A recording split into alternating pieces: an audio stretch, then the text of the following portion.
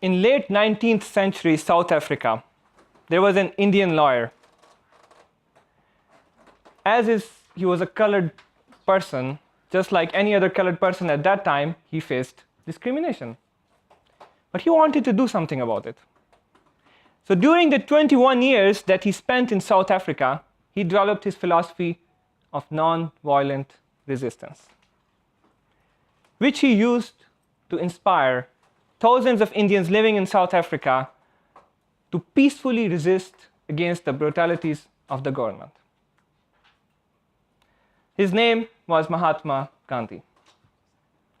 Now, Gandhi was an average lawyer coming from an average background with no discernible traits of a leader. Yet, when we think about the great leaders of 20th century, Gandhi is one of them. Gandhi was not born a leader. Gandhi became one. Because leaders are not born, leaders are made. Leadership is just like any other skill which you can develop if you put effort and practice into it. And fortunately for us, we are in a perfect environment for that.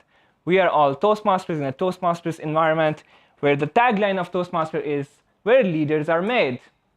And just like any other thing in Toastmaster, we learn it by doing it. And now in our club, in exactly 2 weeks from now, we have a great opportunity for everyone to take a chance to develop as a leader. Because we will have our club elections for the next 6 months term. And what are the positions that are available?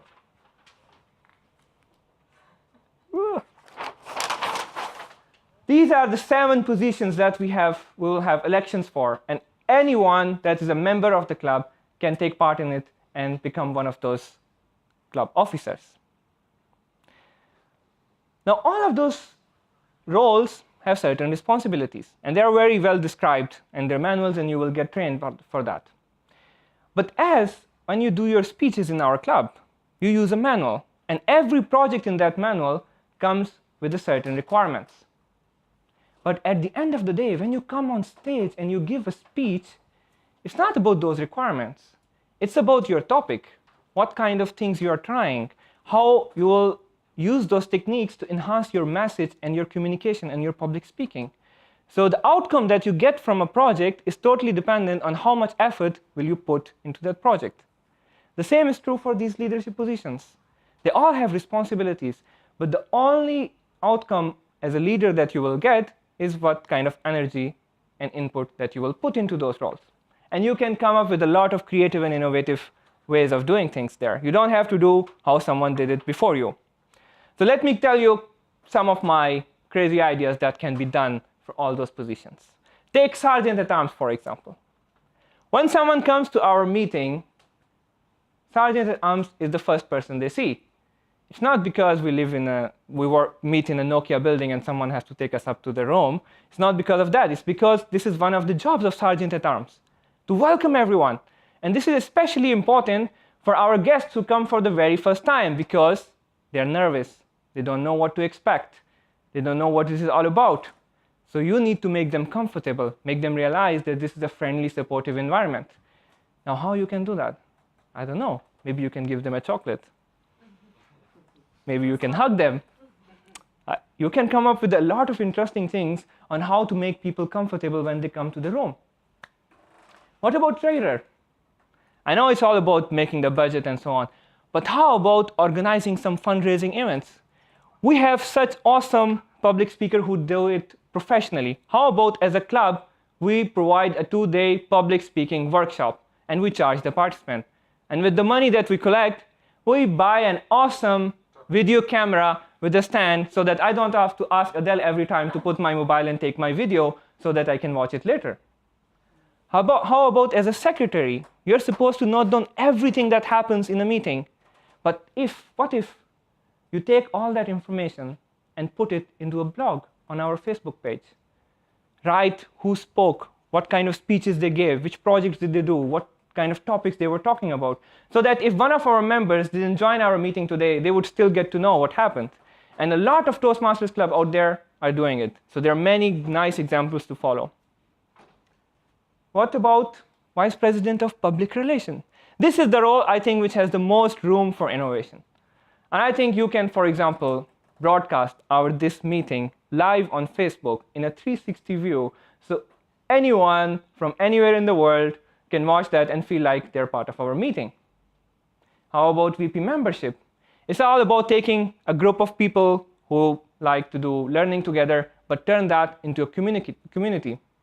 Best way to do that, organize integration events.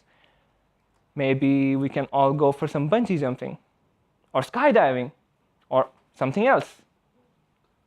Vice President of Education. This is the person who really has to get to know the members. What drives them? What is their motivation for joining the club? So that he can motivate them and inspire them to do the things that they are hesitant to do. For example, becoming a Toastmaster of the night, or taking a leadership position in the club. Finally, the president. He is like the CEO of the club.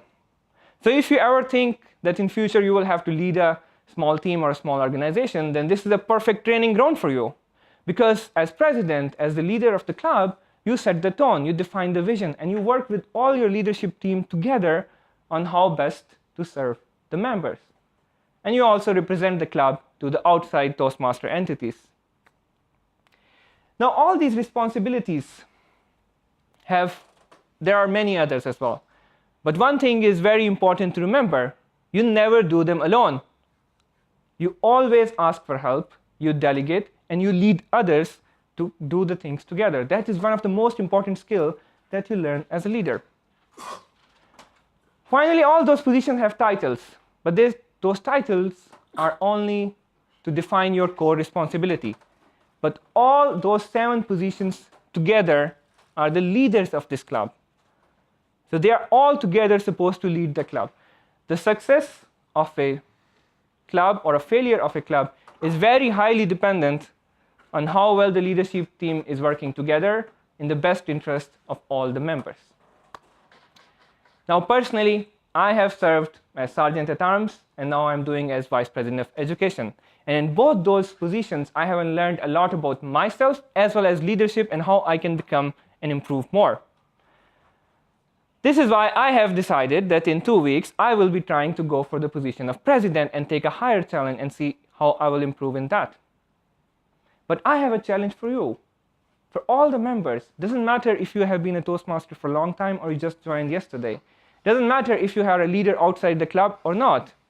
To think what kind of skills you want to improve, which can be matched to one of these positions.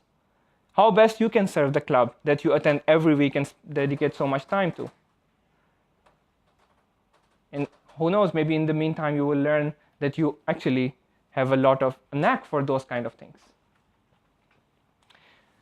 Remember, it does not matter what is your experience, where you are coming from, or if you have never done anything like that.